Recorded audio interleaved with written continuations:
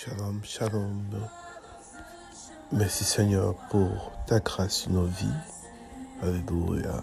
Oui, l'Éternel est ma force et mon bouclier. En lui, mon cœur se confie. Je suis secouru.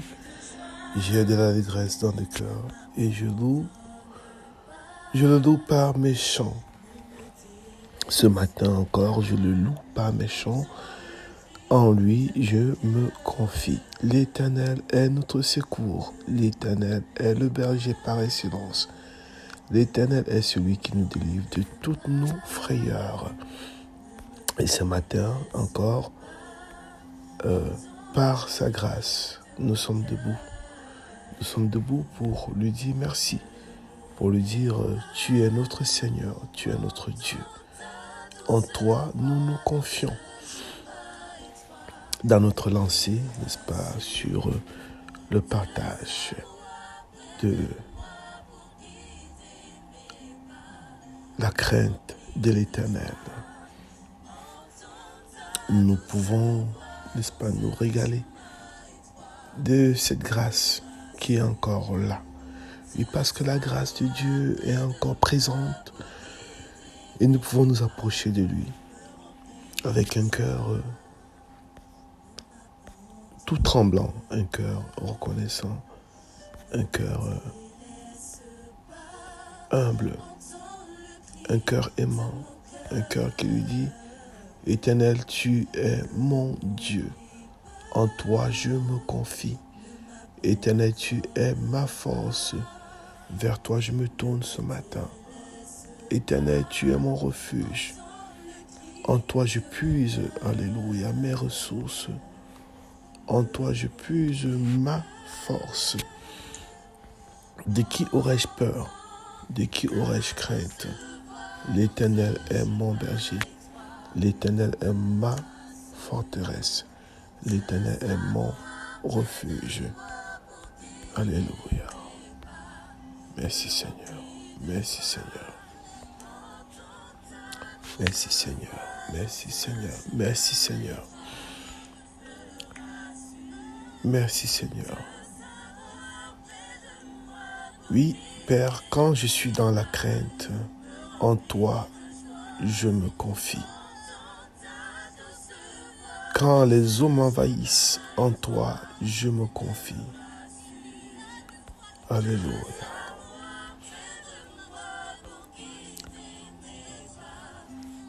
Nous allons reparcourir le psaume 90 que nous avons, n'est-ce pas, sur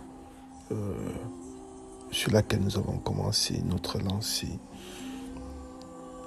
Il y a le verset 11 plus précisément. Alléluia. Merci Seigneur. Merci le rocher des âges. Merci celui qui veille sur nous. Verset 11 déclare ceci. Qui prend garde à la force de ta colère et à ton courroux selon la crainte qui t'est due. Entendons-nous ici que la crainte dont le psalmiste parle, c'est la révérence, ce n'est pas la peur. Lorsque l'Éternel manifeste sa crainte, c'est pour amener les hommes à reconnaître qu'il est unique. Son amour est unique, son amour est authentique. La crainte de l'Éternel est opposée à la peur. La crainte de l'Éternel, c'est le salut qui nous manifeste. La crainte de l'Éternel fait appel à la révérence. La crainte de l'Éternel fait appel à la soumission, à l'obéissance. La crainte de l'Éternel est opposée à la peur. Parce que son amour en nous bannit la peur. La crainte de l'Éternel, c'est le grand amour qui nous a témoigné. Et en retour, nous lui sommes reconnaissants.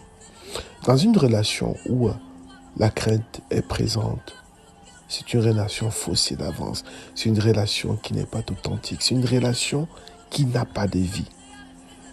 Mais une relation où il y a le grand respect, il y a la crainte qui émerge à la surface. Ces craintes, c'est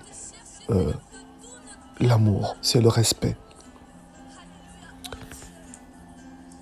Dieu ne vit pas avec son peuple dans une relation de torture. Mais dans le fond, c'est quoi cette crainte?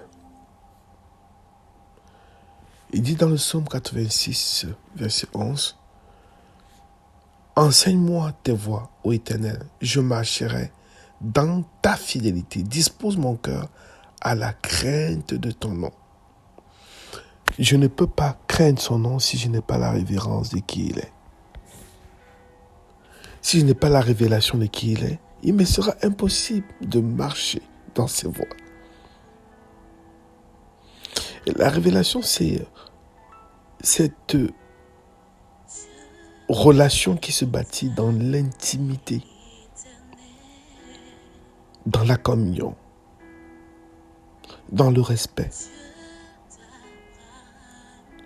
Je connais qui est mon vis-à-vis, alors je marche à ses côtés et j'évite d'être un obstacle de frustration à la relation. Et très souvent, entre nous les humains, on ne considère pas, n'est-ce pas, l'autre avec qui nous sommes en rapport. Je peux être dans un rapport, n'est-ce pas, d'alliance avec quelqu'un, de cheminement avec quelqu'un. Je ne connais pas quand il est content. Je ne connais pas quand il est fâché. Parce que cela m'est égal. La crainte n'est pas dans cette relation. La crainte, c'est quand je refuse, n'est-ce pas, d'être un obstacle de frustration dans la relation. Ainsi en est-il du grand et précieux Dieu dans notre communion avec lui. Et je fais tout pour ne pas être un obstacle. Parce que je connais qui il est. Je connais celui qui a donné sa vie à la croix pour que je sois libre de la mort éternelle. Et ça qui me pousse à déposer toutes mes couronnes à ses pieds. Il y a tout faire pour lui donner toute la gloire. Ah oui, tout faire. Et ça passe par l'aimer comme lui-même. Mais je ne peux pas l'aimer si je n'ai pas la révélation de cet amour. Et pour l'avoir, la première chose est le Saint-Esprit. Son esprit. Son esprit. Il a dit, je vous enverrai le consolateur. Un autre consolateur. Parce que Christ, Dieu, était parmi nous. C'était le véritable consolateur. Si Christ n'est pas une vérité dans ta vie, il n'est pas rien dans ta vie, il te sera impossible d'avoir la crainte de l'Éternel dans ton cœur. La crainte de l'Éternel est la révélation de l'amour de Dieu, de ce dont il est. Tel qu'il a déclaré à Moïse, je suis celui qui est. Pour avoir la crainte de l'Éternel, il faut croire que Dieu existe. Il te sera impossible de l'avoir si tu ne crois pas qu'il est vrai, qu'il est réel. Autant tu te lèves le matin, tu attrapes une brosse à dents, tu fais, n'est-ce pas, le mouvement d'enlever la fardeur, tout ce qui est fard de ta bouche, n'est-ce pas, de ce réveil matinal. Ainsi en est-il du souffle de vie que tu as.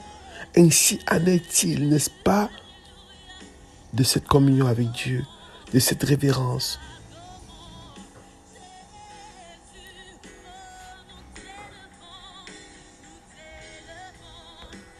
Oui, Père, qui prend garde à la force de ta colère et à ton courroux, selon la crainte qui t'est due.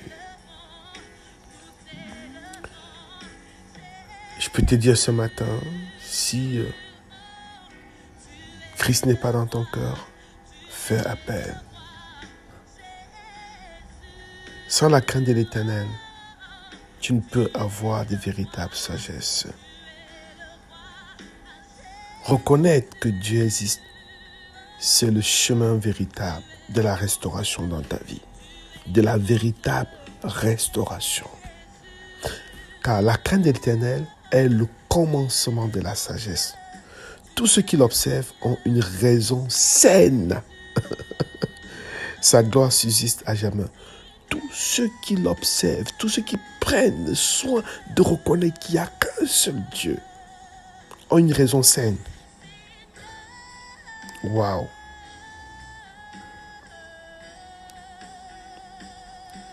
Lorsqu'on parle du souffle de l'homme qui est comme une vapeur, alléluia. Si tu n'observes pas, tu lèves les cieux, tu regardes les étoiles et tu crois que c'est l'objet du hasard. C'est l'objet juste d'une fusion des astres qui sont juste à poser l'un et l'autre et permettre que la nuit soit éclairée. Tu es dans un champ. Sur une route bitumée, une route asphaltée, tu es dans un champ. Tu vas droit dans un mur parce que tu n'auras pas une raison saine.